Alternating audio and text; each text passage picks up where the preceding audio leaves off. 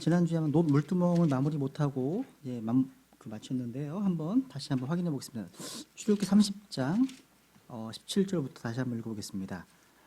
오늘은 물두멍을 마무리하고요. 이제 성소로 나아가겠습니다. 출애굽기 30장 17절.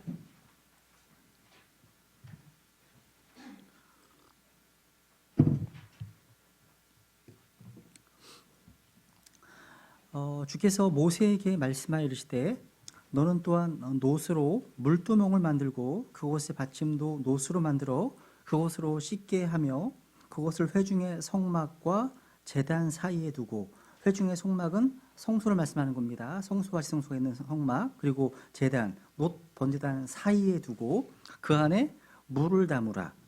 아론과 그의 아들들이 그 물두멍에서 손발을 씻으리라. 그들은 회중의 성막에 들어갈 때에 물로 씻어서 죽는 것을 면할 것이요, 섬기려고 제단에 가까이 가서 불로 예비하여 죽게 드린 헌물을 태울 때에도 그리할지니라. 이와 같이 그들이 손발을 씻어서 죽는 것을 면할지니 그것은 그들에게 곧 그와 그의 씨에게 그들의 대대로 영원한 법규가 될지니라. 이 물두멍은요, 예배와 섬김에 종사하는 제사장들의 몸을 씻는 곳입니다. 구약 성경에서 이제 사용된 씻는다라는 이 단어를 공부해 보면요, 두 종류로 나뉘어집니다. 두 가지가 있다는 겁니다. 하나는 단회적인 씻음이 있고요, 또 하나는 계속해서 씻는 그런 씻음이 있습니다. 단회적인 씻음은 단 한 번만 씻는 거예요. 그러니까 온몸을 다 씻을 때를 말하는 겁니다. 그리고 계속적인 씻음은 계속해서 조금씩 씻어 나가는 겁니다. 그러니까 손발을 씻는 겁니다. 구약 성경에 보면 이 두 가지의 씻음이 구별되어 나옵니다. 이것을 배경으로 해서 신약 성경에서도 그리스도의 삶 속에서도 이 두 가지로 그 씻음을 구별하고 있죠, 그죠? 우선 단회적인 씻음부터 확인해 볼까요? 레위기 16장을 볼게요. 레위기 16장. 이스라엘 백성들이 단회적인 씻음을 할 때는 1년에 한 번씩 있었던 속죄의 날이었습니다. 그러니까 속죄의 날이 되면 그들은 이 온몸을 씻는 그런 의식에 동참하게 되었습니다. 레위기 16장 4절에 보면 속죄일입니다. 16장은 대속죄일 날 속죄하는 내용이 나오죠. 4절, 그는 그는 거룩한 아마 속옷을 입고 살 위에 아마 반바지를 입으며 아마 허리띠를 띠고 아마관을 쓸지니 이것들은 거룩한 의복들이라. 그러므로 그는 물로 자기 살을 씻고 그것들을 입을 것이며, 그러니까 제사장인데요, 이때 물로 자기 살을 씻습니다. 마치 목욕하는 것과 비슷한 거예요. 아까는 뭐였어요? 뭘 씻는 거였어요? 손발을 씻는 거였죠. 이때는 다 씻는 겁니다. 다. 그러니까 레위 제사장들이 그 제사장직에 취임할 때, 한번 출애굽기 29장을 가볼까요? 한번 출애굽기 29장 4절.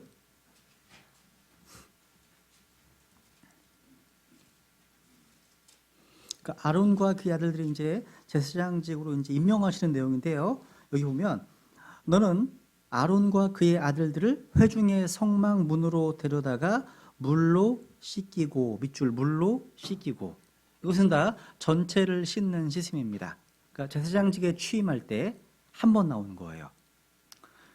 신약 성경에 보면요, 이제 그리스도인들 마찬가지죠. 우리의 전 생애를 통해서 단 한 번만 씻는 씻음이 있다고 성경은 말씀하고 있습니다. 그 씻음의 때가 언제예요? 우리가 예수 그리스도를 개인의 구원자요 주님으로 믿을 때, 구원받을 때라고 말씀하고 있습니다. 그러니까 구원받아서 모든 죄가 다 속죄함을 입을 때, 그때 씻는 겁니다. 예수님께서 우리의 죄를 십자가에서 짊어지시고 다시 사신 그 사역의 근거에서 우리가 죄사함 받습니다. 여러분 다 이 죄의 문제를 해결하셨습니까? 바울은요, 이 속죄의 복된 체험을 이렇게 말씀해서 이렇게 고백했습니다. 에베소서 1장 7절에 보면 그 사랑하시는 자 안에서 우리가 그분의 풍성한 은혜에 따라서 그분의 피를 통해 구속 곧 죄들의 용서를 받았도다. 우리가 예수 그리스도 믿는 그 순간 우리의 모든 죄가 다 씻음 받습니다. 이것이 단 한 번 있는, 인생에서 단 한 번 있는 유일한 체험입니다. 그리고 그러면 우리는 그 순간부터 우리는 제사장이 됩니다. 신약 시대의 제사장은 모든 구원받은 성도들입니다. 구약 성경에서는요, 아론과 같은 특별한 사람만이 제사장직에 취임할 수 있었지만 신약 성경에서는 예수님을 믿는 성도가 모두가 다 제사장의 자격으로 하나님 앞에 나아갈 수 있게 되었습니다. 근데 우리가 이미 죄를 다 용서받았지만 구원받은 이후에도 계속해서 죄를 짓고 있다는 사실을 부정할 수 없습니다. 짓고 계시잖아요, 그죠?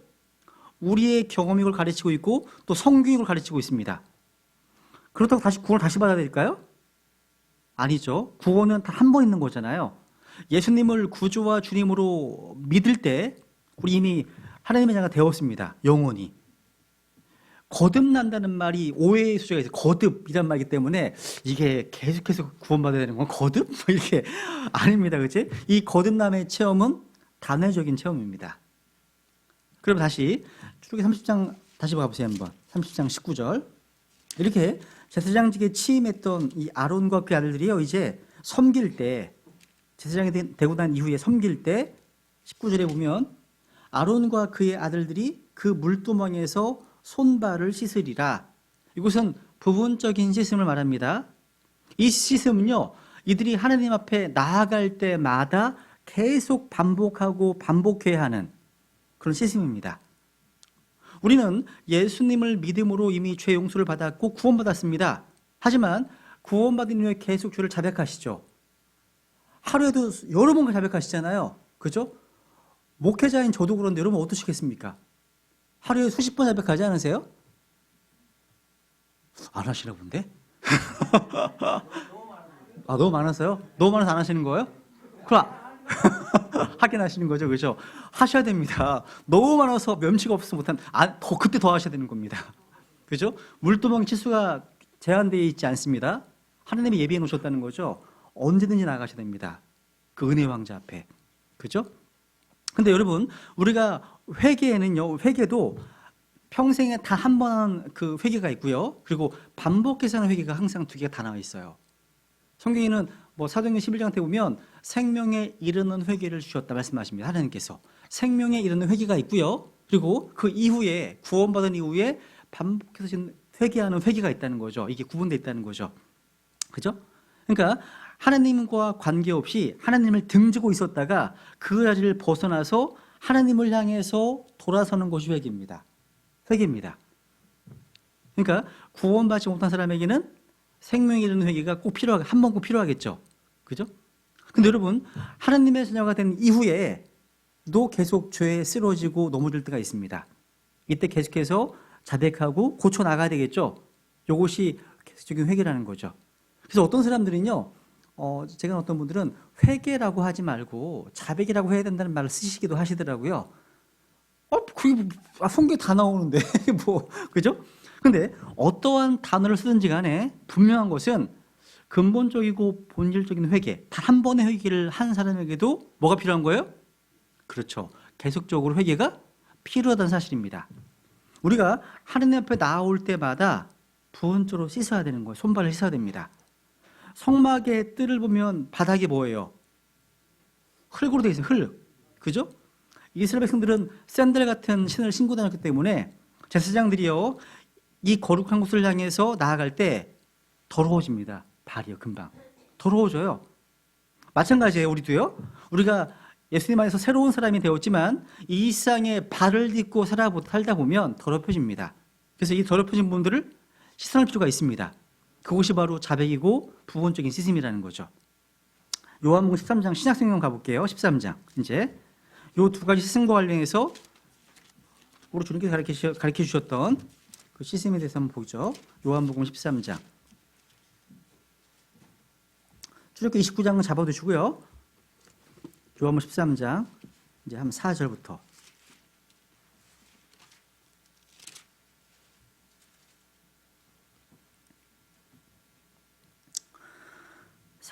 저녁 식사 자리에서 일어나 겉옷을 벗고 수건을 가져다가 몸에 두르시며 그 뒤에 대야에 물을 부어 제자들의 발을 씻으시고 몸에 두른 수건으로 닦기 시작하시니라.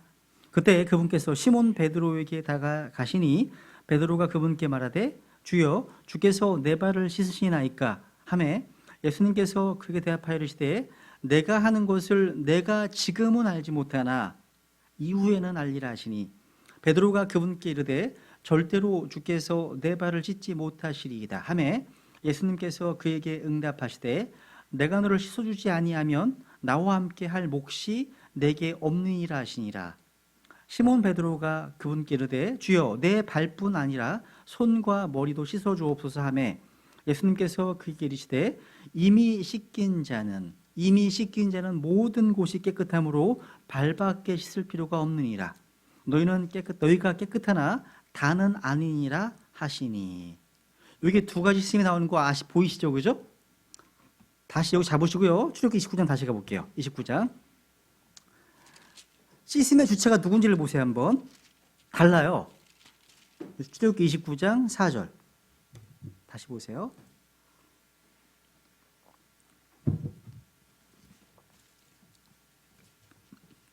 다시 보세요. 너는 아론과 그의 아들들을 회중의 성막 문으로 데려다가 물로 씻기고. 씻기는 주체가 누구예요? 너는 그죠? 무슨 얘기예요? 누군가 다른 사람이 씻어준 거예요. 모세가 씻어준 겁니다. 이거는 그죠? 근데 30장 아까 읽었던 19절 보세요. 30장 19절에 보면 아론과 그의 아들들이 그 물두멍에서 손발을 씻으리라. 누가요? 그렇죠. 다르죠. 꼼꼼히 보셔야 되는 거예요. 그러니까 전체적인 시스템은 다른 사람이 씻어주신 거고 부분적인 시스템은 본인이 씻었다는 겁니다. 또 전체적인 시스템은 다 그들의 온몸을 씻었다는 사실인데 또 이 부분적인 시스템은 손과 발만 씻었습니다. 그리고 전체적인 시스템은 결코 반복되는 일이 없었지만 부분적인 시스템은 매번 하나님께 나아갈 때마다 씻어야 했던 겁니다. 그러니까 전자는 구원의 모형이라면 후자는 그리스도인들의 매일의 씻음에 대한 필요성을 상징하는 겁니다. 이해 가시죠? 이것이 바로 이 구분이 예수 그리스도께서 베드로에게 하신 말씀 가운데 찾아볼 수 있다는 거죠. 다시 13장, 요한복음 13장 10절을 다시 보세요. 10절.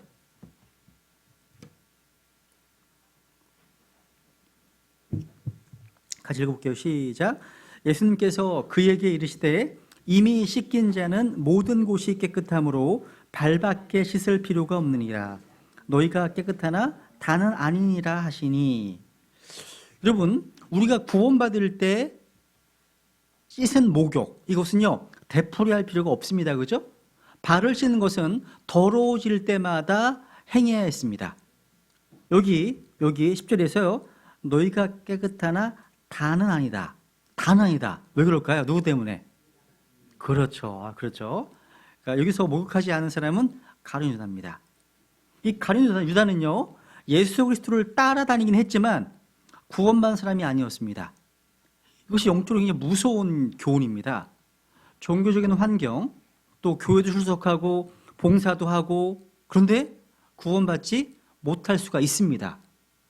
제자들 가운데 목욕하지 못한 사람이 있다는 사실을요 예수님께서는 너희가 깨끗하나 다는 아니니라 이 말씀을 통해서 계시하고 계신 겁니다. 그러니까 거듭난 체험이 없는 사람, 또 참으로 예수님을 자신의 구주와 주님으로 인정하지 못하고 영접하지 못한 사람이 이 안에도 얼마나 있을 수 있다는 뜻입니다. 그러니까 교회에 등장만 했지 진정한 어떤 믿음이 없이 어떤 사는 사람의 모습이라는 겁니다. 베드로가 보세요. 8절 13장 8절을 보세요. 베드로의 신앙을 보세요. 베드로가 그분께 이르되 절대로 주께서 내 발을 씻지 못하시리이다 하매 예수님께서 그에게 응답하시되 내가 너를 씻어주지 아니하면 그 다음 나와 함께할 몫이 내게 없다. 나와 함께할 목 밑줄 치세요.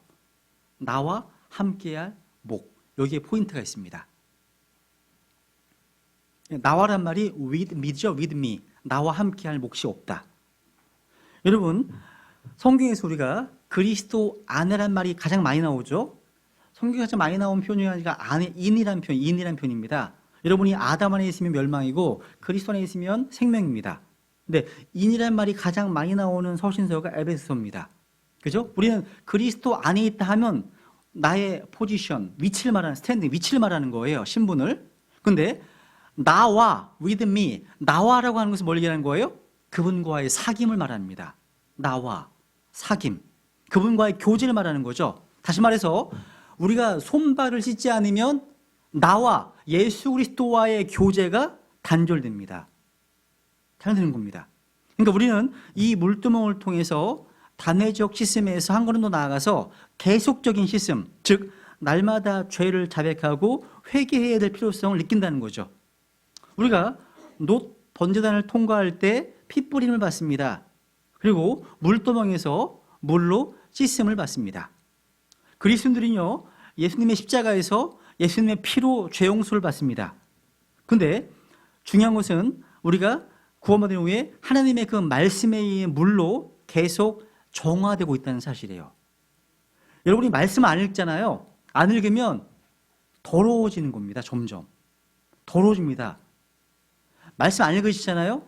여러분, 오늘 제가 그 설교를 준비하고 있는데 어떤 분이 교회에 붙여놓은 것 같아요. 붙여놓은 것 이런 거더라고요. 뭐라 했냐면 기억나는 게 만약에 성경을 읽는 것이 당신의 잡이라면, 당신의 직업이라면 당신은 계속 그 일을 할 수 있겠느냐고. 해고되지 않고 계속 그 일을 할 수 있겠느냐, 이런 걸 붙여놨어요. 또 오른쪽에는 당신이 기도하는 일이 당신의 잡이라면 당신의 일은 계속할 수 있겠냐고, 그런 게 붙어 있습니다. 어떠세요, 여러분? 해고 당하지 않으실 것 같으세요? 해고 안 당하실까? 당하시죠, 그죠? 그럼 안 되죠. 안 되죠. 당하시면 안 되죠. 또 하나 더 있어요. 구령이 당신의 잡이라면. 이런 거 붙여 있어요. 그러니까 우리가 이 땅에서 먹고 사는 일에 있어서는 정말 전심을 다해서 수고하고 섬기는데 아침 일찍 나서 밤늦게 들어오잖아요, 그죠? 근데 하나님께서 나에게 주신 그 사명, 소명을 이루는 데 있어서는 굉장히 느슨하다는 거예요. 이건 문제죠. 성경 읽기는요, 기본적인 하나님의 명령입니다. 반드시 수행할 명령이에요. 성경을 안 읽는다, 이 사람은 더러워진 사람이에요. 그러니까 여러분, 우리가 온라인상으로 말씀 많이 들으시고 또 책도 읽고 좋습니다. 근데 정작 하나님의 말씀의 물에 잠기지 않으면 이건 뭔가 앞뒤가 바뀐 거예요. 가장 중요한 것은 교과서예요, 교과서. 근데 너무 사람들이 참고서에 의지를 많이 해요. 어떤 사람이 너무 의지를 많이 해요. 하나님은 어떤 사람에게 다 주질 않으시거든요. 그죠? 여러분 각자에게 주신 사명을 감당하려면 여러분 이 말씀을 통해서 여러분에게 명령하시는 말씀들에 귀 기울이셔야 한다는 거죠. 다 달라요. 똑같은 말씀인데요. 같은 말씀인데 나에게 주신 사명, 그러니까 그 주신 사명에 따라서 보는 말씀이 다 다른 것 같아요. 그러니까 각자가 성경 읽는데 최소한 하루에 10시간이라면 50%는 성경 읽는데 쓰시면 좋겠습니다. 근데 그렇지 않은 것 같아요. 특히 독립신대교회 지체들을 보니까 다 누군가에 꽂혀 있어요. 어떤 사람이 꽂혀 있어요. 그러니까 서로 다른 사람끼리 서로 싸울 수가 있어요. 그러니까 지식은 우쭐대게 하잖아요. 그러니까 사실 저희 그 교회에서는 오후 시간에 제자훈련을 합니다. 제자훈련 왜 하시는지 아세요? 제자훈련은 세계관을 바꾸는 게 포인트예요. 그 안에 있는 세계관. 그러니까 우리 마음 안에 있는 것들이 바뀌기 위해서는 머리로 아는 거로는 안 바뀌어요. 그러니까 우리의 삶의 양식이 고쳐지지 않으면 안 되는 거거든요. 그죠? 그래서 이런 모든 것들을 염두에 두고 하고 있기 때문에, 그러니까 중요한 건 뭐냐면 여러분이 성경을 읽으시는 거, 기도하는 거, 구령하는 거, 또 교제하는 거, 섬기는 것, 봉사하는 것, 헌신하는 것, 청소하는 것, 이거 하나하나가요, 하나님이 주신 일일 수 있다는 겁니다. 그런 것이 없이 그냥 앉아만 있어요? 약간 뭔가 절름발인 것 같아요. 균형이 필요하다는 거죠, 균형이요. 그러니까 공부하셨다면, 들으셨다면 행해야 되는 거죠. 그래야지 바뀌어요, 삶이. 그러니까 근데 어떤 사람들은 자기가 아는 것만 가지고, 자기가 많이 알고 있기 때문에 자기가 꽤 괜찮은 사람을 오해하는 경우가 있어요. 지식 때문에. 아닙니다. 실제 그 사람이 변화되는 것은요, 들은 말씀을 삶에 적용해서 뭔가 액션을 취할 때, 순종할 때입니다. 듣고 순종할 때. 이게 진정한 변화입니다. 이게 중요해요. 우리를 깨끗하게 하는 것은 하나님의 말씀입니다. 깨끗하게 하는 것은요, 결심만 가지고 되는 게 아니에요. 우리 마음속에 무엇을 넣느냐가 중요합니다. 우리 안에 들어있는 대로 우리 행동하기 마련입니다. 하나님 말씀이 우리 마음속에 가득해 있으면 그 말씀의 지배를 받아서 말씀이 원하는 인격으로 되어져 가겠죠. 그죠? 여러분, 그래서 한번 요한복음 17장을 볼까요? 한번 유명한 말씀인데요.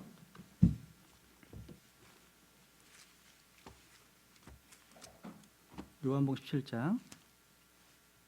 예수님께서 마지막 기도를 하시면서 이렇게 말씀하시죠. 요한복음 17장 17절.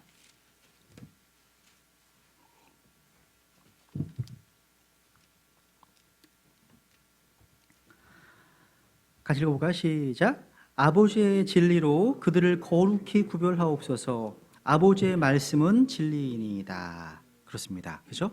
그러니까 이 말씀을 가까이 하시고, 그리고 그 말씀이 우리 안에서 일을 할 때, 활동할 때 거룩해지는 겁니다. 거룩해지는 거죠. 이 거룩이 바로 하나님의 뜻입니다. 물두멍에서요, 제사장들이 손발을 씻고 하나님 앞에 나아갔던 것처럼 이 하나님 말씀을 통해서 우리는 날마다 거룩함을 이루어 나가야 한다는 거죠. 한번 레위기 19장 한번 하나님의 거룩한 뜻, 하나님의 뜻, 거룩입니다. 거룩. 레위기 19장 볼게요. 한번 레위기 19장을 통해서 이 거룩이 무엇인지 잠깐 살펴보고 넘어가겠습니다. 레위기 19장 1절, 2절.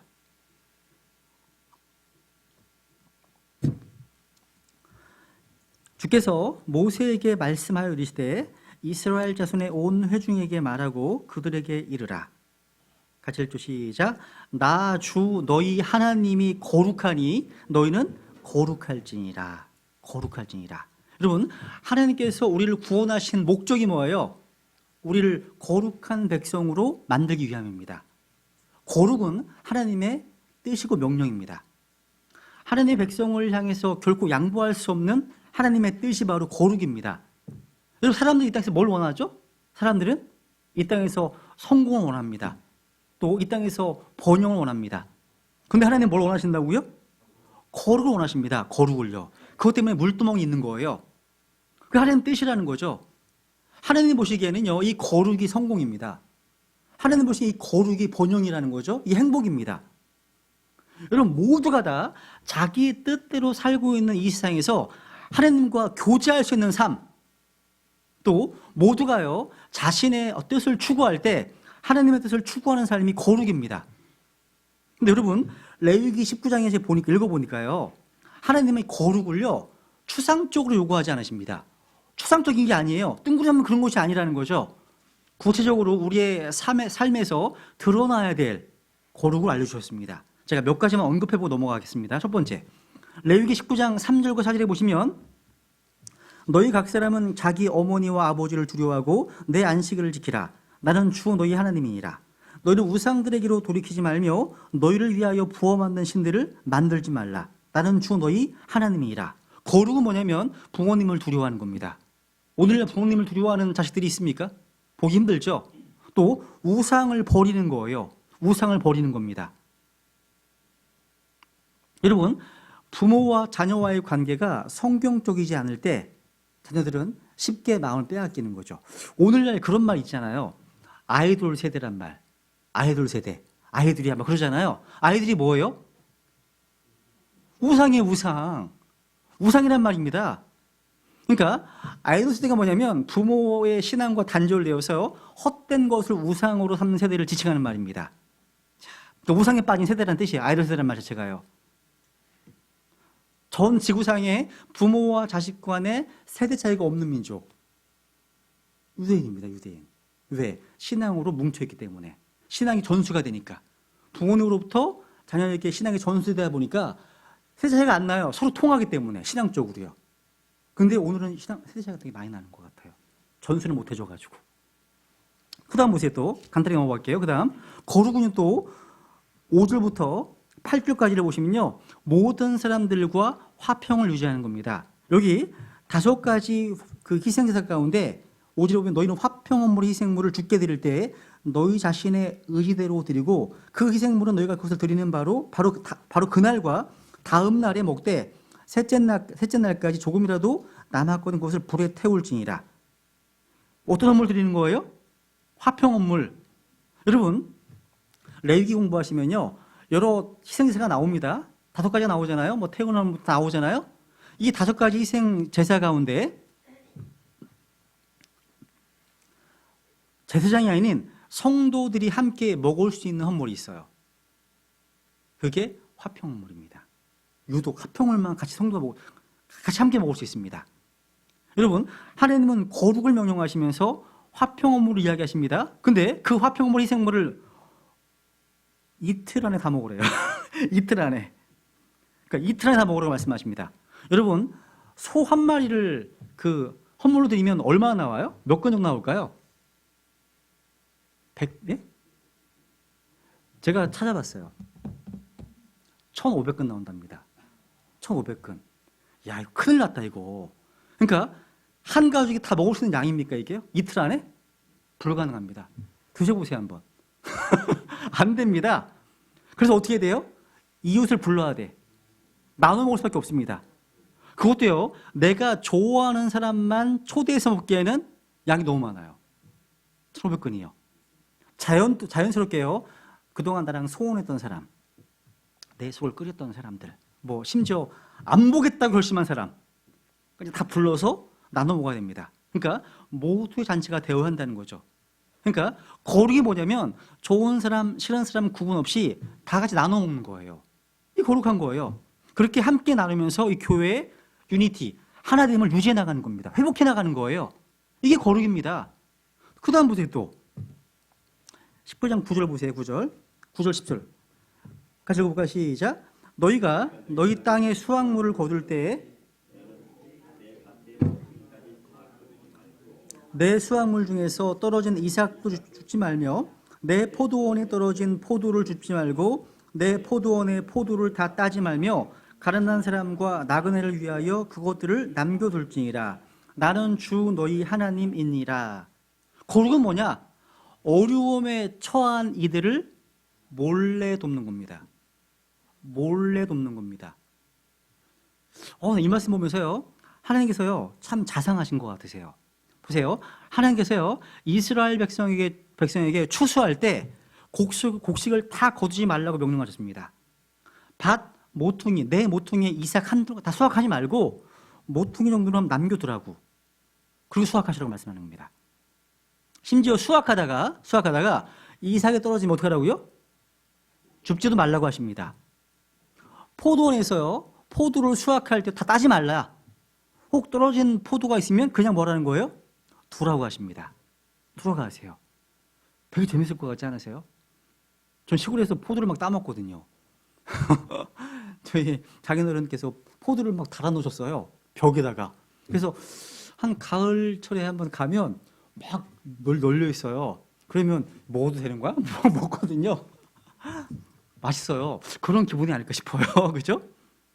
그러니까 여러분, 포도원에서 포도 수확할 때도 다 따지 말고 혹 떨어진 포도는 그냥 두라고 하십니다. 왜? 가난한 사람과 나그네가 그 남겨둔 것으로 연명할 수 있기 때문입니다. 이 하나님 자상하심입니다. 잘 생각해 보세요. 잘 보세요. 성경을 잘 보세요. 일단 다 수확해가지고 창고에 쌓아두었다가 먹고 남거든 나눠주라는 게 아니에요. 잘 보세요. 다 수확하는 게 아니라는 거죠. 어려움에 처한 사람들이 부끄럽지 않게 하라는 거예요. 그런 배려라는 거죠. 선심 쓰듯이 나눠준 음식으로 배를 불리기보다 그나마 본인들이 따서 수고해서 수확하게 하라는 겁니다. 그래서 배를 불리도록 하라는 겁니다. 얼마나 자상하신 분이십니까, 하나님께서? 그러니까 어려운 시대를 향한 하나님의 마음이 이런 겁니다. 세상은 뭐냐면 내가 쓰고 남은 것으로 약자를 도우면 바꾸십니다. 칭찬합니다. 근데 하나님은 그 순간에 약자가 느낄 부끄러움까지도 배려해 줍니다. 배려해 준다는 거예요. 그들이 부담 없이 떳떳하게 배불리기를 원하신다는 겁니다. 즉 오른손이 한 일을 왼손이 모르게 도움을 주는 거라는 거죠. 그러니까 우리가 쓰고 남은 것으로 뭐 작은 교회나 어려움에 처한 세대들에게 도움을 주는 것이 아니라 하나님의 방법으로 이름 없이 또 빚도 없이 도움 주는 겁니다. 때로는 자신을 드러내야 될 때도 있습니다. 그런데 하나님이 주시는 마음은 뭐냐면 하나님께 비밀스러운 헌신을 드리는 것도 참 의미가 있어요. 비밀스럽게. 여러분, 하나님과 나만 아는 어떤 비밀이 있다는 것, 뿌듯합니다. 뿌듯한 일을 많이 하시면 좋겠습니다. 누구도 몰라. 하나님만 아시는 것. 저는 이 말씀을 읽으면서요, 꼭 필요한 사람들의 필요를 채울 수 있도록 정말 소리 없는 나눔, 그런 배려가 우리 성경 신자들의 삶 속에 스며드는 것이 하나님이 원하시겠다, 이런 생각을 해봤습니다. 그리고 레위 19장 다 하기 힘드니까요, 11절, 12절에 보면 거룩은 거짓 없는 정직입니다. 정직한 거예요. 또 13절부터 16절까지 보시면 거룩은 이 땅에 하나님의 공의를 실현하는 겁니다. 또 17절에 보시면 거룩은 뭐냐면 또 사랑하는 겁니다. 사랑입니다. 18절만 읽어볼까요? 시작. 너는 원수를 갚지 말고 내 백성의 자손들에게 불평하지 말며 내 이웃을 내 자신과 같이 사랑하라. 나는 주니라. 이 거룩은요, 사랑으로 완성되는 거예요. 하나님은 사랑으로 뭐 하라는 거예요? 17절에 보니까 책망하랍니다. 내 이웃을 책망하라. 사랑으로 책망하라고 하시는 거예요. 사랑한다고 무조건 봐주고 모른 척하는 게 아니에요. 하나님의 말씀을 기준으로 해서 책망하라는 말씀입니다. 그죠? 여러분, 누군가를 비난합니다. 비방합니다. 어떤 일이 벌어진지 아세요? 비난과 비방은요, 그 마음속에 교만이 있습니다. 마음속에 원망이 있습니다. 마음속에 미움이 있을 때는 비방입니다. 비난이 돼요. 그러면 관계가 깨져버립니다. 더 악화되는 거예요. 그래서 사랑이 먼저입니다. 사랑해서 뭔가 잘못을 지적하면 나중에 알아봅니다. 감사하게 됩니다. 물론 지적당하면 불편합니다. 마음이 편하지 않습니다. 슬퍼요. 하지만 사랑으로 지적하면 그 사랑의 마음이 헤아려지니까 감사하게 된다는 거예요. 이런 게 거룩이에요. 말로는 거룩 얘기하잖아요. 성경에 말씀하신 거룩은요, 우리의 구체적인 삶 가운데서 연결되어 있다는 거죠. 이게 거룩입니다. 그렇다면요, 왜 우리의 삶 가운데 거룩함이 중요할까요? 여러 가지 이유가 있습니다. 하나님 앞에 담대하게 나아가기 위해서입니다. 야고보서 4장을 볼까요, 한번? 야고보서 4장 8절.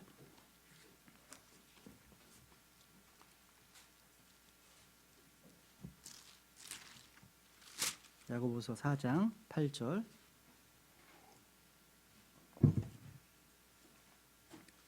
우리 삶 가운데요, 더러움이 있으면, 불결함이 있으면 하나님께 나아가기가 상당히 어렵습니다. 자꾸 하나님과 멀어지는 것 같아요. 그죠? 그래서 여러분, 죄를 짓고도 회개를 하는 사람은요, 자기의 죄를 지적하는 메시지를 들을 때 괴로워합니다. 피하게 됩니다. 그래서 멀어져 가는 거죠. 그래서 4장 8절에 보면 같이 읽어볼까요? 시작. 하나님께 가까이 나아가라. 그리하면 그분께서 너희에게 가까이 오시리라. 너희 죄인들아, 너희 손을 정결하게 하라. 두 마음을 품은 자들아, 너희 마음을 순결하게 하라. 너희 손을 정결하게 하기 위해서 예비해 놓으시니 뭐라고요? 물두멍입니다. 물두멍이에요. 그래서 하나님 앞에 가까이 나아가려면 실질적인 거룩함이 있어야 한다는 뜻입니다.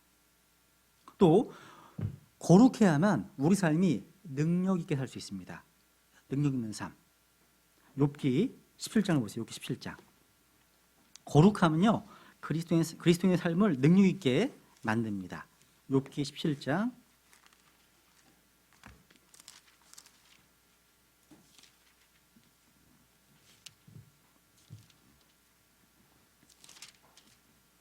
욥기 17장 9절. 또한 의로운 자는 자기 길을 꾸준히 가고 손이 깨끗한 자는 점점 더 뭐 한다고요? 강성하리라. 스트롱거. 점점 강해집니다. 손이 뭐한 자가? 깨끗한 자는요. 손이 더러워져 있으면, 물로 안 씻었으면 약해지는 겁니다. 약해지는 거예요. 그러니까 거룩한 삶, 깨끗한 삶을 살게 되면 점점 더 능력과 힘이 생기게 됩니다. 스트롱거, 더 세진다는 거죠. 그죠? 그 다음에 사무엘을 가볼게요. 사무엘 22장 볼게요. 거룩한 삶에 하나님의 보상이 따릅니다. 사무엘하 22장.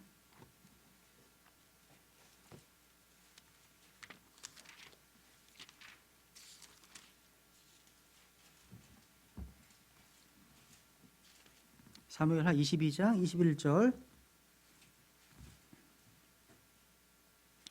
주께서 내 의에 따라 내게 보상을 주시며 내 손의 깨끗함에 따라 내게 갚아주셨으니.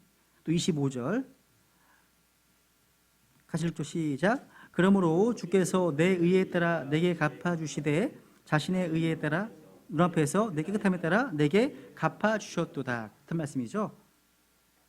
여기에는 보상이 따릅니다. 내 의에 따라서. 주님께서는 그 옛날에 물두멍을 준비하셨던 것처럼 오늘도 하나님의 말씀 물두멍을 준비하시고 우리의 손발을 씻기를 원하십니다. 그래서 점점 더 힘을 얻고 주님 앞에 보상을 받는 거룩한 자녀로 세워지기를 원하십니다. 그죠? 그래서 이제 물두멍까지 갔습니다. 그리고 이제 어디로 들어가는 거 이제? 성소로 들어가는 거죠. 그죠? 성소에도 문이 있어요, 없어요? 문이 있습니다. 여러분, 성막 전체를 봤을 때 문이 있었습니다. 그죠? 몇 미터? 네? 20규빗이죠. 그죠? 그 10미터네요. 10미터. 그죠? 그러니까 장막, 성막의 문과 그리고 성소에도 문이 있어요. 그죠? 근데 성소의 문이 훨씬 작습니다. 작아요. 그러니까 우리가 구원받기 위해서 이 성막의 큰 문에 통과해서 나가야 했습니다. 이제 구원받은 이후에 제사장이 된 우리가 이제 성소로 들어가 섬기려면 문이 더 좁습니다. 섬김에 있어서 제한적이라는 거죠. 그죠? 그러니까 다 섬기는 건 아니라는 거죠. 그러니까 모두가 구원받았다면 모두가 다 제자가 돼야 됩니다. 그죠? 동의하시죠? 그죠? 교회 내에서도요, 모두가 다 섬겨야 되겠지만 이게 가장 좋은 교회예요. 다 섬기는 교회, 자기 은사대로. 근데 상당수의 크리스찬들은 그냥 손님으로 와 있어요. 와 있습니다. 그러니까 소수의 사람들만 섬기는 모습. 이건 이상적인 교회는 아닙니다. 아니에요. 그런 방향으로 나아가야 되겠죠. 함께 같이. 어쨌거나 이 섬김의 문, 성소의 문은 초대의 문보다 상당히 좁습니다. 우리는 하나님께서 말씀하신 그 조건과 계시한 뜻에 따라서 섬김을 교훈해주고 있죠. 근데 성소를 들어가게 되면 제일 먼저 보이는 곳이 이제 등잔대입니다. 불부터 보여요. 한번 출애굽기 25장을 볼게요. 25장 가볼게요. 이제 성소로 들어갑니다. 점점.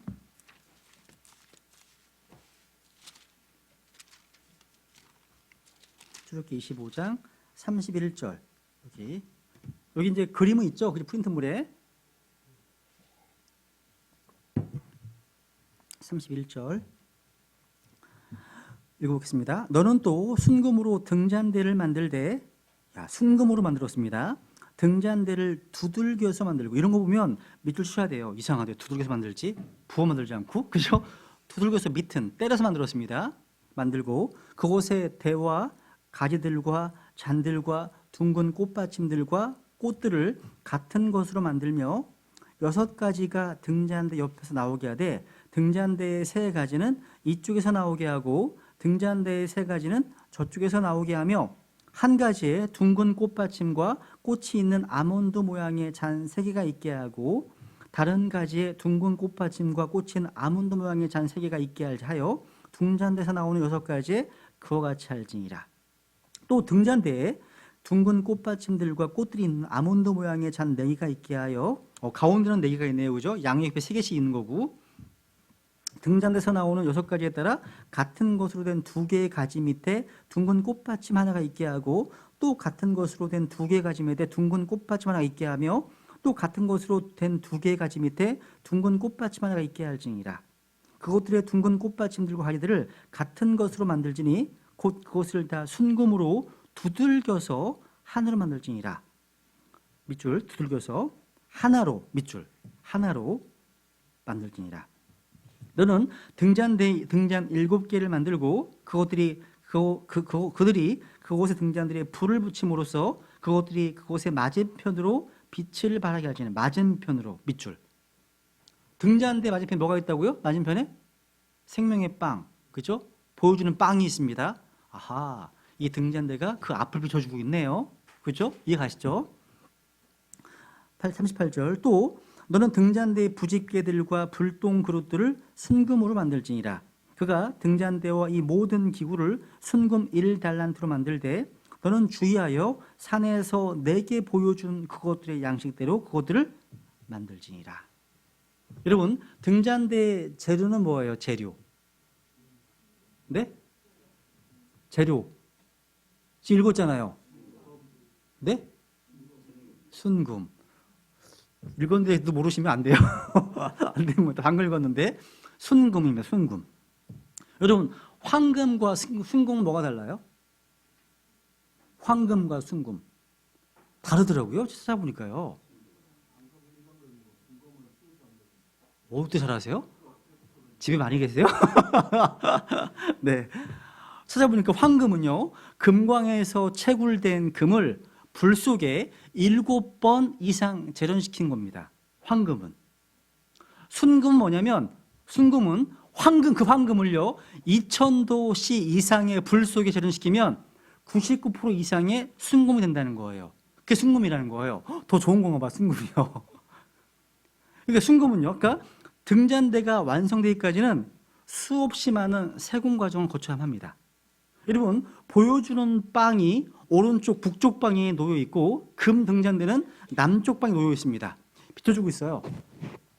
그러니까 이 금 등잔대는요, 아까 뭘로 만들었다고? 순금으로요. 무게만 해도 약 한 50kg 넘습니다. 50kg. 여러분, 순금 1kg가 얼마예요? 순금 1kg. 다 아시네. 모르시는 게 없으시네. 5천만 원이면 50kg는 얼마예요? 25억인가요? 야, 이거 하나가 25억이네. 현대 오늘날 값으로 환산하니까, 그렇죠? 너무 좋은데요? 이거 계산 안 해도 되니까 25억 정도. 그러니까 아주 아름답고 정교한 순금 등잔대가 성소 안에 위치하고 있습니다. 여러분, 이 금 등잔대가 중요한 이유는 제사장들이 안에서 활동하려면 이 빛에 의존해야 되기 때문입니다. 무조건 이 빛밖에 없어요. 이 빛밖에. 성막 안에서는요, 이 등잔대의 불빛 이외에 다른 빛은 있어 없어요? 찾아볼 수 없습니다. 태양빛 불가능합니다. 다 앙장 4개가 겹쳐 있어요. 이거 공부할 거거든요. 안에 빛이 없어요. 이 등잔대 빛이 꺼져버리면 그냥 암흑천지가 되는 거예요. 이 안에서 섬기고 예배하고 기도하려면 빛이 있어야 됩니다. 그러니까 성소 안에서 하나님을 만나고 섬기는 모든 활동이 가능하려면 제사장들이 의지해야 될 유일한 빛이 바로 순금 등잔대입니다. 성막에는요, 창문이 없어요. 창문 없어요. 우리의 어떤 상식에 의하면 창문이 없이 만들어진 이 성막의 양식은요, 건축상 중대한 오류로 시작될 수밖에 없습니다. 그런데 이 성막 건축과 관련돼서는요, 이 모든 계획을 하나님께서 모세에게 일러주신 대로 지어진 겁니다. 여기 40절에 보시니까 말씀하시잖아요. 내게 보여준 그것들의 양식대로 만들라고요. 그죠? 하나님이 보여준 대로 만드신 겁니다. 예컨대 여러분, 이 본문의 금 등잔대에 관한 모든 양식들을 일러주신 다음에 그 마지막에 이렇게 말씀하신 거예요. 그러니까요, 내가 보여준 대로만 하라고요. 그러니까 성막에 대한 모든 계획을 하나님이 직접 계시하셨음을 우리 성경에서 접할 수 있습니다. 그러니까 등잔대에서 흘러나오는 그 빛의 근거에서 제사장들이 걷고 움직이고 섬기고 할 수 있었습니다. 그러니까 등잔대는요, 제사장들이 성소에서 섬길 때 유일한 빛을 제공해 주는 겁니다. 보여주는 빵뿐만 아니라 분향 제단에 빛을 비추어 줍니다. 기도도 마찬가지예요.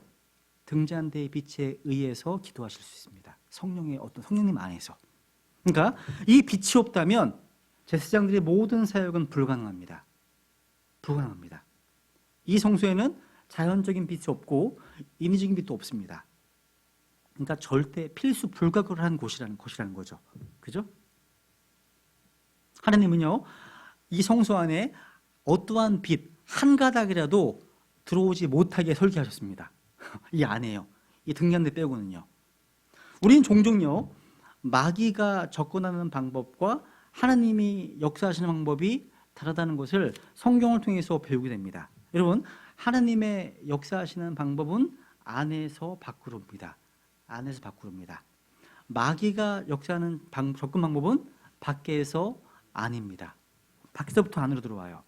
창세기 3장, 또 사무엘하 11장, 요한일서 2장, 또 마태복음 4장에 보시면 마귀는 눈에 보이는 시각적인 것들을 통해서 마음속에 러스트, 욕심, 욕망을 갖게 하고 그것으로 죄를 짓게 하고 사망을 낳게 합니다.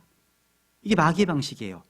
반면에 하나님께서는요, 청각을 통해서 세미한 하나님의 음성을 듣게 합니다. 그 세미한 음성을 통해서 우리 안에 역사하십니다. 그리고 우리가 몸을 주님께 드립니다. 그리고 하나님께서 이루어 나가시는 거예요. 이어 귀로 듣습니다. 그죠? 귀로 hear 듣죠? 마음으로 heart 들어오는 거예요. 그죠? 맞습니다. 그러니까 워크인데 워크 아웃 되는 거죠. 그러니까 방향이 안에서 밖이라는 거예요. 이것은 성소 안에는 밖에서부터의 어떠한 빛도 들어오지 못했음을 우리가 또 보여주는 거라는 거죠. 그죠? 여기 보세요. 다시 보세요. 여기 구조를 보세요. 이 금 등잔대에 치수가 나와 있어요? 안 나와 있어요? 치수가 안 나와 있어요. 치수가 주어지지 않습니다. 여러분 성막 안에서 치수가 주어지지 않았던 또 하나의 기억이 있었죠. 물두멍이었습니다. 그죠? 여기 등잔대는 그나마 순금 1달란트라는 표현이 있어요. 야, 아까 오늘날의 돈으로 환산하니까 몇 억 나왔어요? 한 25억 정도 나왔죠. 25억 정도. 여기 보세요. 이 순금 1달란트입니다. 여러분 성령님은 한 분이시죠. 그죠? 한 분 성님이 계시기 때문에 순금 1달란트로 두들겨서 만들었습니다. 그러니까 어떤 틀에 넣어서 만들어진 게 아니라 두들겨서 만들었습니다. 31절에서 36절에서 반복합니다. 두 번이나. 두들겨서 만들고 두들겨서 만들고 두들겨서. 야, 또 두들겨서라는 말에다가 옆에다 적어 놓으세요. 출애굽기 27장 20절을 적어 놓으세요. 성막을 읽다 보면요, 이런 표현들이 연관되어 나와요. 같이요. 27장 20절에 보면요, 올리브 열매를 찧어서 기름 만듭니다. 찢는다는 말 한번 27장 20절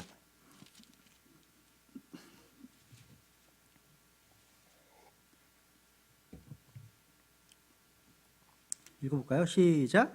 너는 또 이스라엘 자손에게 명령하여 그들이 등불에 쓰기 위해 올리브로 찧어 만든 순수한 기름을 내게 가져오게 함으로써 항상 등불이 타게 할지니라. 올리브로 비튼 같은 단어입니다. 두들겼다는 말, 찧었다는 말 같은 말입니다. 찧어서 만든 게 기름, 이 올리브 기름입니다. 기름.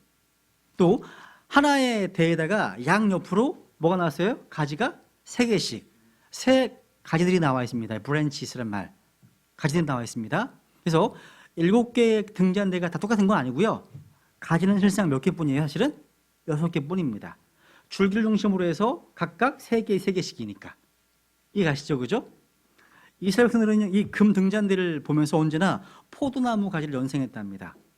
이 금 등잔대 가지는 포도나무를 연상케 합니다. 실제로요, 이 등잔대를 기록한 많은 역사 기록을 보면 이스라엘 백성들이요, 포도나무 가지에 근거해서 금 등잔대 모양을 만들었음을 알 수 있습니다. 이것에 근거해서요, 한번 요한복음 15장을 보세요. 한번 요한복음 15장. 우리 주님께서도요, 포도나무 가지에 대한 교훈을 말씀해 주셨죠. 요한복음 15장. 요한복음 15장 5절만 보죠. 요한복음 15장 5절. 나는 포도나무요, 너희는 가지니라. 이 가지가요, 똑같은 단어입니다. 등잔대의 가지랑 브랜치스 같은 단어예요. 연관되죠. 가지니라. 사람이 내 안에 거하고 내가 그 안에 거하면 바로 그 사람은 많은 열매를 맺나니 나 없이는 너희가 아무것도 할 수 없느니라. 여기서 포도나무는 예수님이시고 가지들은 누구예요? 우리 그리스도인들 한 사람 한 사람들입니다. 야, 가지인 그리스도인은요, 그 생명의 근원이신 예수님을 떠나서는 그 존재가 불가능합니다. 그죠? 마치 사도행전 17장 28절에 보면요, 바울이 저 유명한 아테네에서 하나님만 선포했죠. 이는 우리가 그분 안에서 살며 움직이며 존재하기 때문이라고요. 그렇습니다, 여러분. 우리는 전적으로 하나님께 근거해서 그분을 힘입어 살고 있고 움직이고 있습니다. 다시 말하면 우리 존재는 전적으로 하나님께 의존되어 있다는 사실을 바울은 선포한 겁니다. 다시. 그리고 여기 각각의 가지에는 뭐가 있어요? 어떤 잔이 있다고요? 킹제임스 성경만 이렇게 돼 있어요. 어떤 모양? 아몬드입니다. 아몬드. 이게 살구가 아니에요. 살구가 아닙니다. 아몬드예요. 아몬드. 아몬드와 같은 잔이 있어서 등불을 담고 있고 또 둥그런 쌍 모양의 어떤 장식 같은 꽃받침과 꽃이 있습니다. 여러분, 아몬드는 성경에서 뭘 상징하고 예표하고 있죠? 아몬드. 민수기 17장에 보시면 아론의 쌍난 지팡이에도 아몬드가 열렸죠. 부활을 예표합니다. 부활. 그러니까 부활하신 예수 그리스도를 예표하는 겁니다. 아몬드는요. 그래서 한번 확인해 보죠. 민수기 17장 가볼게요. 한번 17장.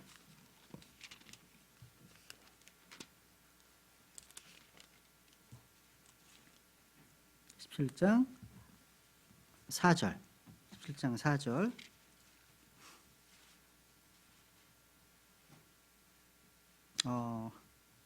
6절부터 읽겠습니다. 모세가 이스라엘 자손에게 말하매 그들의 통치자들이 각각 자기들의 조상들의 지배들에 따라 각각의 통치자에 대해 막대기를 하나씩 취하여 그에게 주었으니 곧 12막대기더라. 그들의 막대기들 가운데 아론의 막대기가 있더라. 모세가 그 막대기들을 증거의 성막 안에 주 앞에 두니라. 다음 날 모세가 증거의 성막 안에 들어가니 보라, 레위의 집을 위에 내놓은 아론의 막대기에 싹이 나고 생명이 꿈틀어옵니다. 또 봉오리가 나오고 꽃이 피어 아름답습니다. 아몬드가 열렸더라. 야. 그래서 바로 시편 1편이 말하고 있는 복되고 열매 맺는 사람을 말씀하는 겁니다. 부활. 그죠? 이것은 죽은 자 가운데서 부활하셔서 능력으로 하나님의 아들로 선포되신 예수 그리스도를 잘 묘사해주고 있다는 거죠. 생명이 없는 나무에서 일어났잖아요. 그죠? 싹이 폈잖아요. 지팡이들은 모두 생명이 없었습니다. 근데 하나님이 개입하셨죠? 하나님의 능력으로 아론의 지팡이에 생명을 불어넣자 싹이 나게 되었고 부활의 열매를 맺게 되었습니다. 여기 금 등잔대에는 잔이 총 몇 개였어요? 잔이? 세보셨어요? 잔이 몇 개였을까요? 33절, 34절에 보시면 총 22개의 잔이 있었습니다. 22개의 잔. 이 22개, 20이라는 숫자는요, 구약 성경이 기록된 히브리어 알파벳 숫자와 일치합니다. 22는요. 즉, 하나님께서 주시는 이 성경 없이는 아무런 열매도 맺을 수 없다는 사실을 보여주는 겁니다. 22개. 그리고 한번 상상해 보세요. 중앙의 가지에는요, 다른 가지가 똑같습니다. 아마 조금 더 높았을 것 같긴 해요. 찾아보면요. 근데 한가운데 똑바로 뻗어 있는 걸 중심으로 해서 양쪽으로 3개씩 뻗어 있는 6가지 구성되어 있는 금 등잔대. 한번 상상해 보세요. 요 금 등잔대는요, 등잔대는 하나입니다. 하나. 두들겨서 하나로 만들지니라 말씀하시죠? 두들겨서 뭘 만들려고요? 하나로. 이것은 바로 머리이신 예수 그리스도와 그분의 몸된 교회를 말씀하고 있는 겁니다. 머리와 몸된 그 가지 교회. 그러니까 맨 가운데에 뻗어 있는 것은 뭐예요? 몸의 머리이신 예수 그리스도를 가리키고 있는 거고요. 양쪽으로 3개씩 뻗어 있는 6개 가지들은 뭐예요? 그리스도의 몸된 지체들을 예표하는 겁니다. 가지 어디서 나왔어요? 사이드 옆에서 나왔죠? 교회는 예수 그리스도께서 상처를 받으신 사이드에서 옆구리에서 나왔습니다. 또 거기에서 쏟았던 피로 말미암아 그분과 하나 된 자들입니다. 한번 요한복음 19장 가볼까요? 19장. 우선 요한 19장 여기 잡아두시고 19장 갈게요. 요한복음 19장.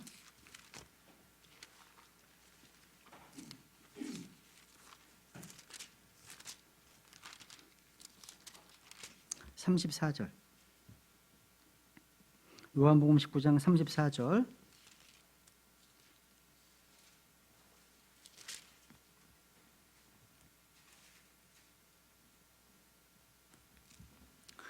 그러나 군사들 중에 하나가 창으로 그분의 옆구리를 찌르니 즉시로 거기서 피와 물이 나오더라. 옆구리, 사이드죠, 그죠? 이 사이드란 말이요, 출애굽기 25장 32절에 보면 이 3번이 나온 겁니다. 3번이나 반복되어 있다는 거죠. 3번. 그래서 우리가 예수님의 몸된 지체가 된 겁니다.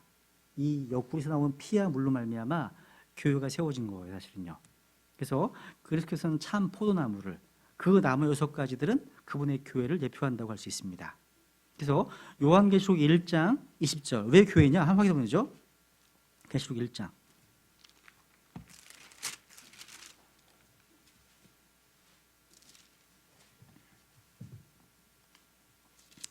(1장 20절) 곧 내가 본 내 오른손에 있는 7별과 7금 등잔대의 신비라. 7별은 7교회의 천사들이요 내가 본 7금 등잔대는 뭐라고요? 7교회니라. 금 등잔대 7교회니라 말씀하고 있죠? 그렇죠? 가지는 7개지만 오직 한 등잔대라고 말씀하시고 있죠? 하나로 만들어져 있잖아요. 그죠? 마찬가지입니다.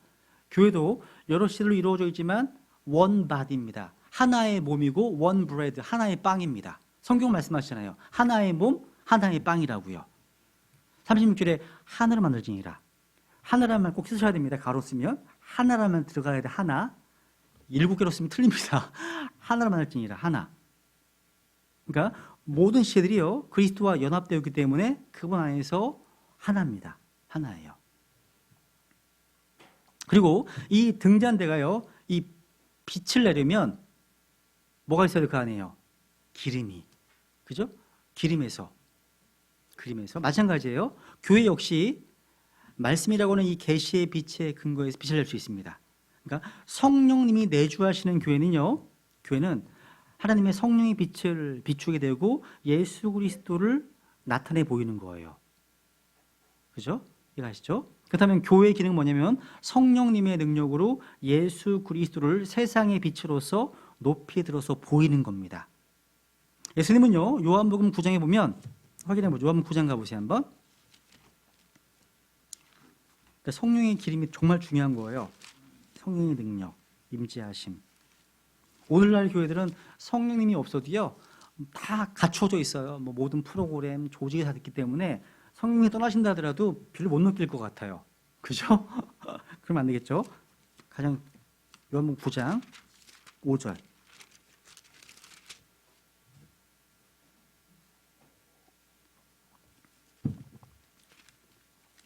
내가 세상에 있는 동안에는 세상의 빛이로다 하시니라. 잘 보세요. 세상에 있는 동안에는 세상의 빛이로다. 예수님은 오늘날 세상의 빛이 아니십니다. 왜? 이 세상에 있는 동안에는 말씀하시잖아요. 그러니까 예수님께서 그분이 세상에 계실 때만 세상의 빛이셨습니다. 더 이상 육체의 형상을 가지신 분으로 이 땅에 계시지 않았습니다. 그죠? 우리 주님께서는 2000년 전에 벌써 하늘나라로 가셨습니다. 더 이상 인간의 몸으로 이 세상에 계시지 않으십니다. 그런데 세상의 빛으로서 역할을 감당할 수 있게 하시기 위해서 이 세상을 떠나기 전에 제자들에게 말씀하셨죠. 마태복음 5장에 보면 너희가 세상의 빛이라고 14절에 말씀하셨잖아요. 그렇죠? 그러니까 세상은 더 이상 예수 그리스도를 보지 못합니다. 이제 세상이 볼 수 있는 것은 저와 여러분입니다. 저 여러분이에요. 우리가 그분의 대표자들입니다. 대표할 수 있는 분들이라는 거죠. 그분의 대사입니다. 그래서 우리가 바로 세상의 빛입니다. 그래서 세상이 예수 그리스도를 볼 수 있는 유일한 길은 교회 안에 계신 예수 그리스도, 우리를 통해서만 볼 수 있습니다. 우리를 통해서만. 우리 역할을 안 하면 못 봐요. 못 보는 겁니다. 오늘날에는 오직 믿는 자들의 몸 안에 계심으로써 세상에 계시는 겁니다. 우리 구원받은 성도들이 다 세상의 빛입니다. 오늘날. 그렇다면 이 빛이 어떻게 비춰주고 있습니까? 직장에서, 가정에서, 사회에서 다른 사람들이 우리 안에 계신 그리스도를 보고 있습니까? 그런 데 계십니까? 우리가 예수 그리스도를 올바로 증언하고 빛나게 해서 세상을 향해서 우리의 빛을 비추는 겁니다. 이 빛 외에는 예수님을 비출 수 있는 빛이 없다는 거예요. 우리가 안 하면. 아니라는 거죠. 그렇죠? 그러니까 우리가 그분을 나타내거나 그분의 빛을 반사하지 않으면 구원받지 못한 사람들은 영원한 암흑 가운데 남아있을 겁니다. 교회가 성경에서는 달로 예표되어 있잖아요. 다른 빛을 내요, 안 내요? 빛을 내지 않죠. 태양으로부터 빛을 받아서 반사하는 것 뿐이죠. 마찬가지예요. 예수님이라고 하는 의의 태양으로부터 교회 예수의 달이 빛을 받아서 반사를 하지 않으면 어두움밖에 없는 거예요. 그죠? 우리가 할 일이라는 거죠, 그게요. 그리고 이 등잔대는 7 등불을 가지고 있죠. 그리고 금 부직교와 불똥그릇들이 등불을 손질하기 위해서 만들어졌고요. 그리고 이 등불의 기름은 올리브를 찧어서 만들었어요. 찧어서. 아까 찧었다는 말 봤죠? 찧었다는 말. 여기 17장 다시 볼게요. 17장.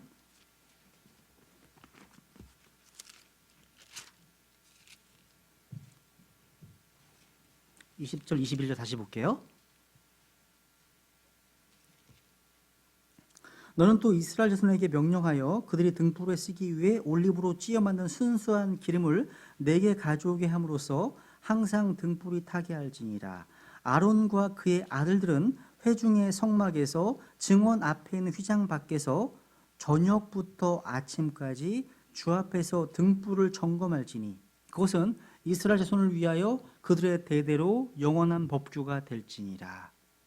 이 금등잔대의 기름은요, 저녁부터 아침까지 공급하고 또 점검해야 되고 내부를 밝혔습니다.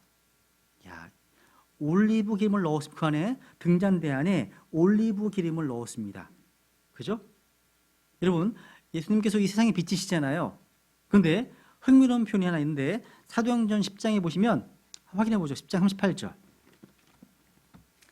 세상의 빛으로 오신 예수 그리스도께서 그 빛을 밝힐 수 있는 그 밝히게 되신 그 근원이 뭐였냐?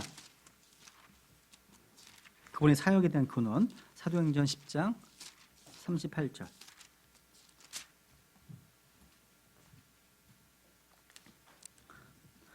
하나님께서 나사렛 예수님께 성령님과 권능으로 기름을 부으심에 그분께서 두루 다니시며 선을 행하시고 마귀에게 억눌린 모든 사람을 고치셨으니 이는 하나님께서 그분과 함께 하시기 때문이라. 이게 선을 행하시고 이런 사가실 수 있었던 이유가 뭐예요? 성령님과 권능으로 기름을 부어주셨기 때문에. 그러니까 예수 그리스도의 그 놀라운 사역은 성령님의 능력이 그분께 기름 붓듯이 부어주기 때문에 알 수 있습니다. 이것은 순결한 올리브 기름이 부어주기 때문에 등잔대가 아름다운 빛을 낼 수 있었던 것을 잘 설명해 주는 겁니다. 그리고 이 등잔대는 하늘의 양식에 따라서 만들어졌습니다. 하늘의 양식. 하늘의 원형이 있죠? 어떤 원형이 있을까? 하늘에요. 하나님의 7 영이 있습니다. 계시록 4장 가볼게요. 4장 5절. 계시록 4장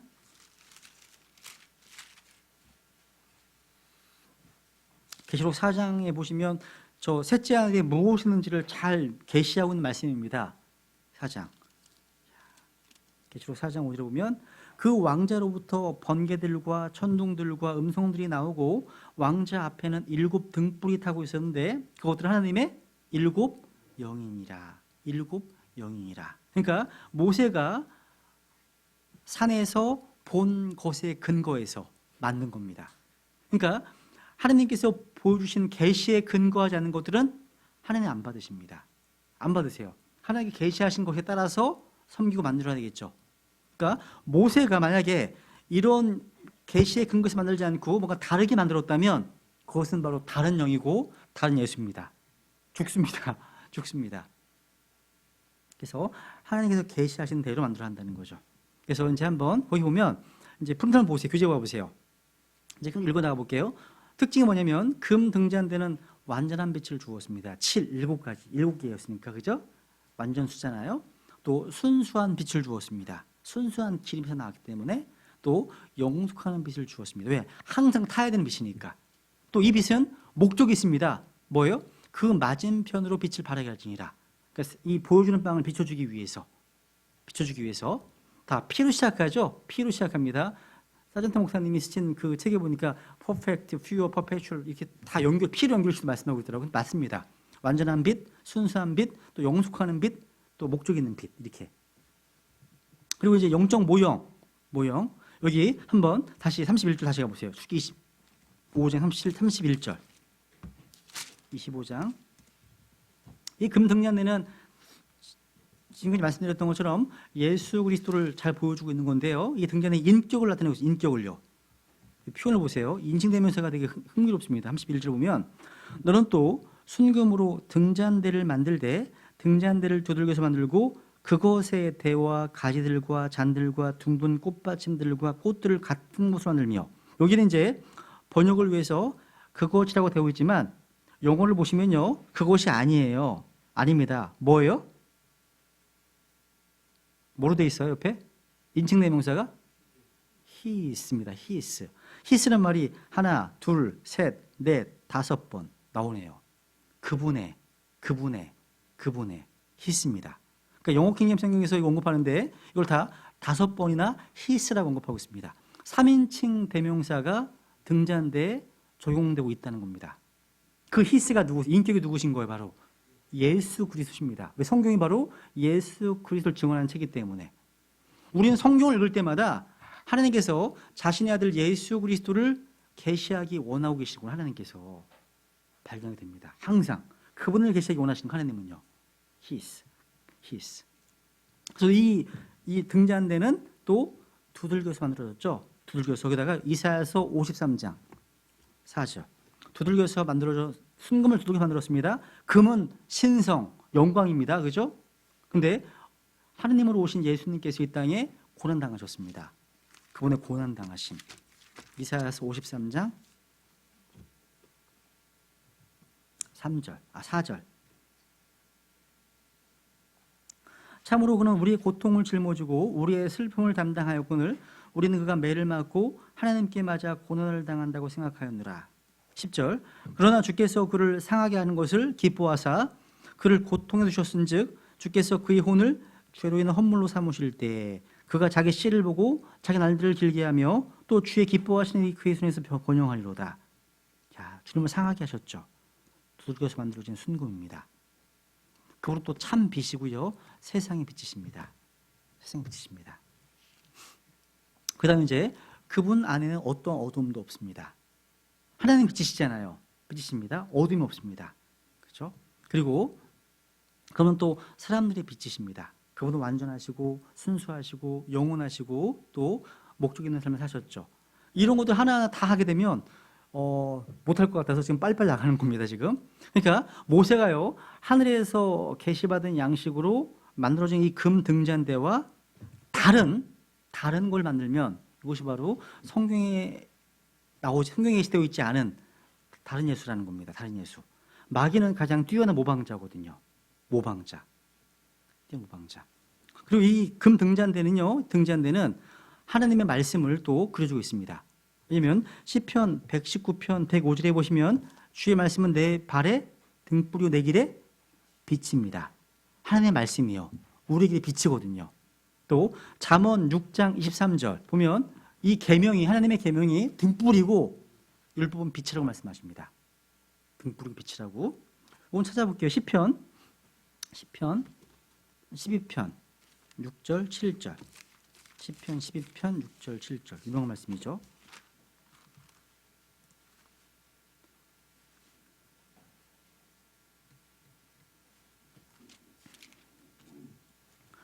주의 말씀들은 순수한 말씀들이니 흙 도가니에서 정제하여 7번 순수하게 만든 은 같도다. 오 주여, 주께서 그것들을 지키시며 주께서 그것들을 이 세대부터 영원히 보존하시리이다. 누가 보존하신다고요? 주님께서. 뭘요? 주의 말씀들을 보존하시네요. 이 말씀들은 순수한 말씀, 순수합니다. 또 영원할 겁니다. 영원히 보존한다. 영원합니다. 그렇죠? 이것도 마찬가지예요. 하나님께서 계시하신 하나님의 말씀이 아닌 변개되고 변질된 말씀이 있음을 주의할 필요가 있죠. 그죠? 그래서 우리 레위기 10장에서요, 주님께서 명령하시지 않은 다른 불을 들이다가 죽임당했던 나답과 아비후를 보게 되죠. 다른 불이 있어요. 다른 말씀이 있고요. 다른 예수가 있습니다. 그죠? 이거 다 똑같습니다. 또 이것은 또 하나님의 영을 또 보여줍니다. 하나님의 영. 7 등불. 하나님의 7 영. 말씀드렸죠. 그죠? 기름은 빛을 생산해내지만 등잔대는 앞에 있는 보여주는 빵을 비춰주고 있습니다. 그래서 성령님께서 또 이 말씀을 조명해 주시는 것들을 우리가 보여주고 있는 겁니다. 또 이 등잔대는 또 구원받은 성도를 또 그려주고 있습니다. 우리는 또 세상의 빛이잖아요. 빛. 하나만 찾아보죠. 빌립보서 2장 볼게요. 빌립보서 2장 14절, 16절. 우리는 주 안에서 빛입니다. 주 안에서 비쳐. 이 빛을 반사하는 빛이죠. 빌립보서 2장 14절.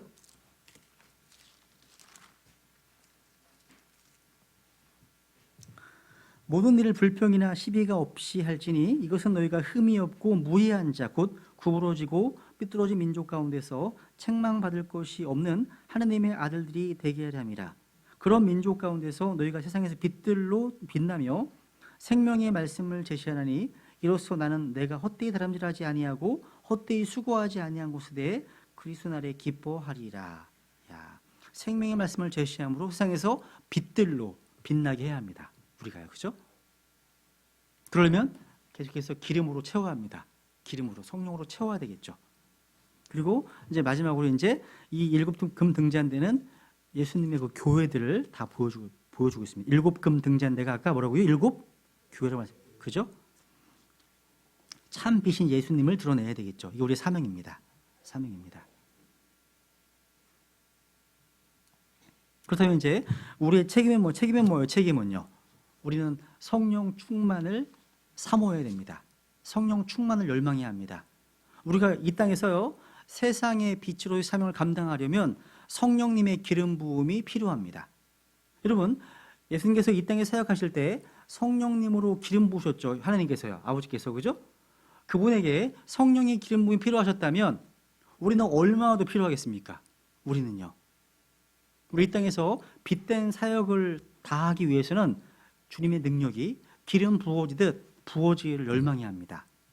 그리고 아까 이 등불은 항상 타야 됩니다. 꺼뜨리면 안 되는 거예요. 여러분, 기름이 떨어진 등불, 등자만 생각해 보세요. 항상 등불이 타게 할지니라. 다시 말하면 이 등불은 꺼져서는 안 되는, 항상 밝혀져만 있어야 하는 등불인 겁니다. 그럼 여러분의 등불은 항상 밝혀 있습니까? 등불이요. 아니, 우리 교회의 등불은 밝혀져 있습니까? 또 이 등불은요, 교회를 통해서 밝혀야 됩니다.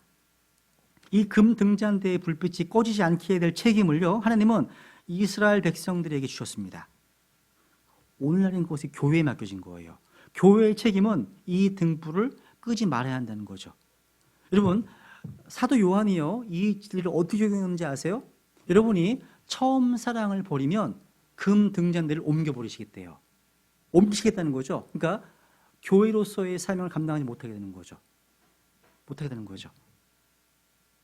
그러니까 재구실을 다하지 못하는 교회가 된다는 거죠. 그 때문에 하느님의 사역을 위해서는 기름이 충만히 부어줘야 됩니다. 기름이 채워줘야 하는 거죠. 그리고 기름에 등불은 계속 켜 있어야 합니다. 기름은 타야 한다는 거죠. 기름을 채워야 하듯 성령 충만해야 되고 끊임없이 불을 밝혀야 되고, 그러면 자기를 태워야 됩니다. 자기를 부인해야 되는 거죠. 자기를 희생해야 됩니다. 한 자루의 초가요, 자기의 몸을 아낌없이 태울 때 빛을 밝힐 수 있잖아요. 마찬가지예요. 그리스도 안에서 세상에 빛을 비치기 위해서 우리 구원받은 그리스도인들도요, 자기 몸을 아낌없이 태워야 합니다. 그래서 항상 점검해야 되는 거예요. 아까 점검해야 됩니다. 그래서 저녁부터 아침까지 주 앞에 등불을 점검하라고 명령하시죠. 아까 주기 17장 31절 말씀하십니다. 제사장들은요, 이 불꽃에 그름이 나지 않도록 불똥을 점검했습니다. 이 등잔대가요, 빛을 바르려면 심지가 타야 됩니다. 그래서 항상 심지도 점검해야 됩니다. 심지가 타게 되면 불똥이 생깁니다. 불똥을 제거하지 않으면 그림이 생깁니다. 자주 제거해야 한다는 거죠. 여러분, 그림이 언제 생겨요? 여러분 경험상 그림이 기름이 없을 때 생기더라고요. 기름이 없을 때. 그러니까 성도들의 어떤 빛이 꺼져가고 시험이 생긴 이유는 성령님의 기름이 없기 때문입니다. 또 언제 그림이 생겨요? 불똥을 제거하지 않으면 생기더라고요. 저는 종종 집에다가 이 불을 되게 피워놔요. 냄새를 제거하기 위해서. 근데 그림 그릴 때 보면 항상 기름이 없을 때, 그리고 또 불똥을 제거하지 않을 때 생기더라고요. 제사장들은요, 부집개를 가지고 항상 등잔대를 살핍니다. 그리고 불똥을 제거하고 불똥으로 담습니다. 우리 마찬가지예요. 죄를 회개하셔야 됩니다. 죄를 회개함으로 항상 거룩한 상태 유지해야 됩니다. 또 말씀의 물에 자꾸 씻어야 되겠죠. 청결함을 유지해야 됩니다. 깨끗하게요. 깨끗하게. 여러분, 구약에 가면요, 이스라엘 백성들에게 이런 표현들이 자주 나오죠. 여러분, 사무엘상 3장에 보시면 엘리라는 제사장이 나옵니다. 근데 엘리 제사장이 자녀 교육을 잘못 시키고 하나님 앞에 점점 멀어져 가고 있었습니다. 그 당시의 시대상, 그 당시의 종교상, 사회상을 묘사하는 인상적인 표현이 나와요. 한번 사무엘상 3장을 보세요. 한번 이때의 상황을 이렇게 표현하고 계시더라고요. 사무엘상 3장.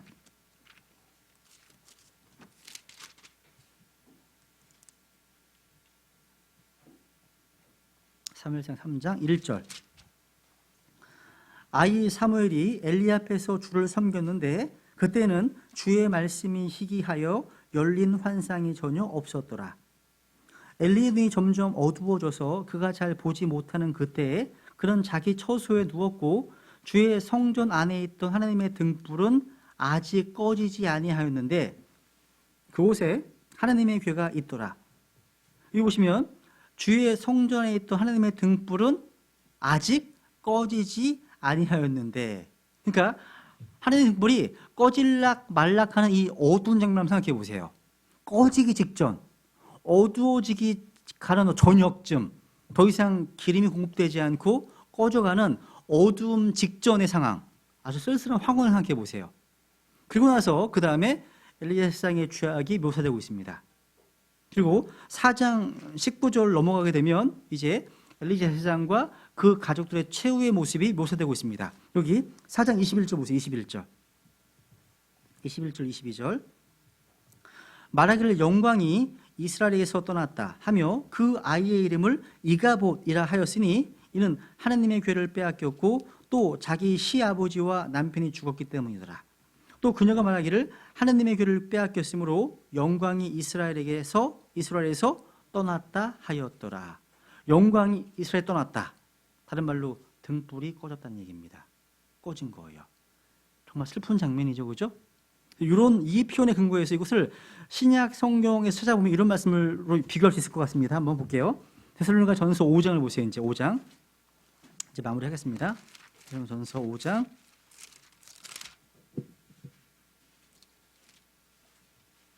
5장 19절.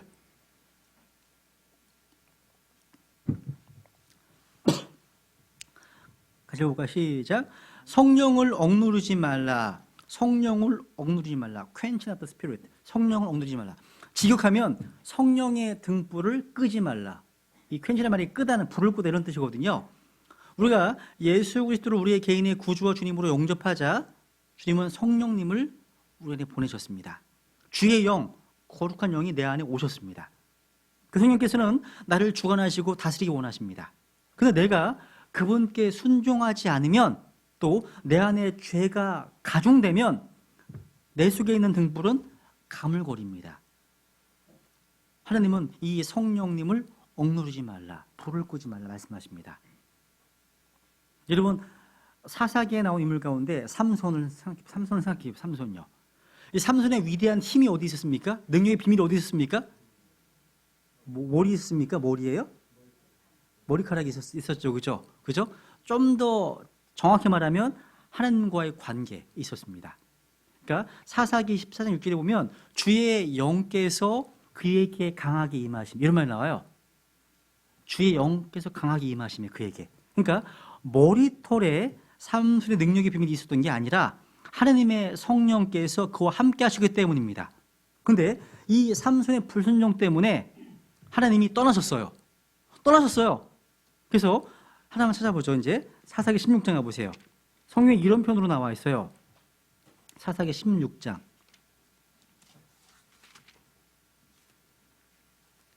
16장.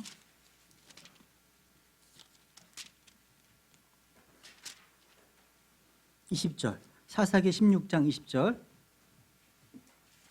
이제 들으려가 이제 얘기하죠. 그녀가 이르되 삼손이여 블레셋 사람들이 당신을 덮치고 있는 일 하매 그가 잠에서 깨며 말하기를 내가 예전에 다른 때와 같이 나가서 내 몸을 흔들리라 하였더라. 그다음 슬픈 비극입니다. 그는 주께서 자기를 떠나신 줄을 깨닫지 못하였더라. 이게 얼마나 커다란 비극입니까? 주께서 자기를 떠나신 것을 깨닫지 못하였더라. 하나님의 영광이 떠나갔습니다. 하나님의 능력이 떠나갔습니다. 하나님의 함께하심이 떠나간 거예요. 근데 그걸 깨닫지 못했습니다. 이 얼마나 비참한 최후입니까? 꺼져가는 등불을 끄지 아니하시는 주님, 그죠? 이제 우리가 이제 그 하나님의 말씀 반응이 될 차례라는 거죠. 성령님을 억누르지 말라. 일어나서 빛을 발해야 되겠죠. 여기 이제 금 등잔대 운반에 대해서는요, 민두기 사장에 나오는데요. 이 등잔대 운반에 대해서는 제가 다음 주에 잠깐만 말씀드리고 이제 보여주는 빵으로 진행하겠습니다. 네, 오늘 여기까지 하겠습니다. 네.